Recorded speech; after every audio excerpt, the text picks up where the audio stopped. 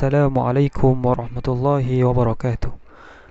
Di tangan saya ini ada satu kitab ataupun buku yang kita semua tahu. Namanya adalah Al-Quran.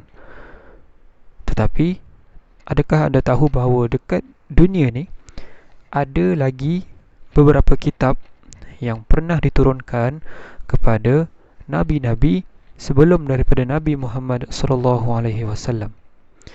Jadi hari ini kita akan belajar apakah kitab-kitab dan siapakah nabi-nabi yang pernah mendapat kitab seperti Al-Quran.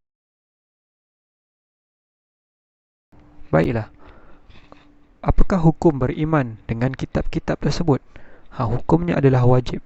Hukumnya adalah wajib kerana ia termasuk dalam rukun iman dan ia merupakan rukun iman yang ketiga.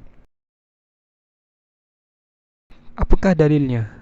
Allah Subhanahu wa taala berfirman di dalam surah An-Nisa ayat 136. Bismillahirrahmanirrahim. Ya ayyuhalladzina amanu aminu billahi wa rasulih wal kitabil ladzi nazzala ala rasulih wal kitabil ladzi anzala min qabl. Sadaqallahul azim.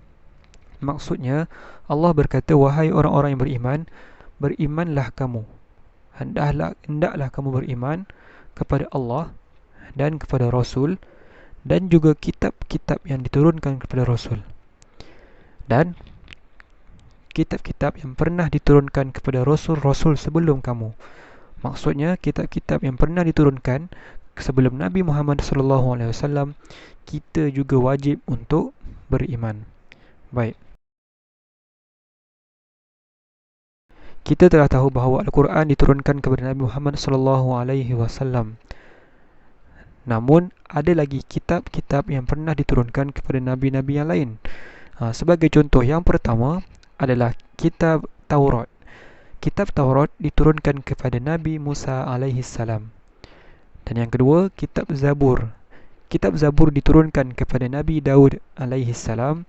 Dan yang ketiga, kitab Injil ataupun disebut zaman sekarang dipanggil sebagai Bible, diturunkan kepada Nabi Isa AS.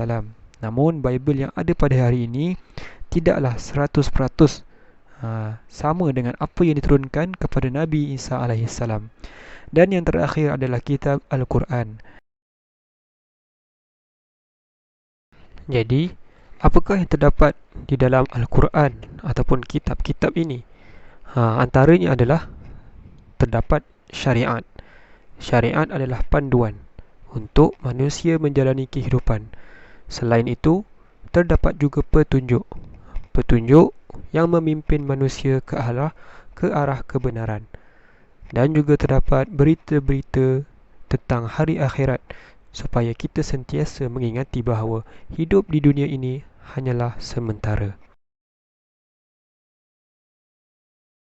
Jadi, apakah kepentingan ataupun kesan apabila kita beriman dengan kitab? Baik, yang pertama, iman kita akan bertambah. Apabila kita beriman dan kita faham isi kandungan Al-Quran ataupun kitab-kitab ini, kita akan tahu apakah yang dibenarkan oleh Allah Subhanahu Wa Taala dan apa yang dilarang oleh Allah Subhanahu Wa Taala. Jadi apabila kita beriman ataupun melaksanakan apa yang terdapat di dalam Al-Quran, maka iman kita akan bertambah. Yang kedua, kita akan memperoleh syafaat apabila berada di akhirat. Apakah itu syafaat? Syafaat adalah pertolongan buat umat Nabi Muhammad SAW.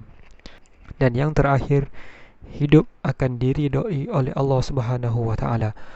Apabila kita melaksanakan segala perintahnya dan meninggalkan segala larangannya, maka hidup kita akan diridai dan insya-Allah syurga akan menjadi tempat kita kembali.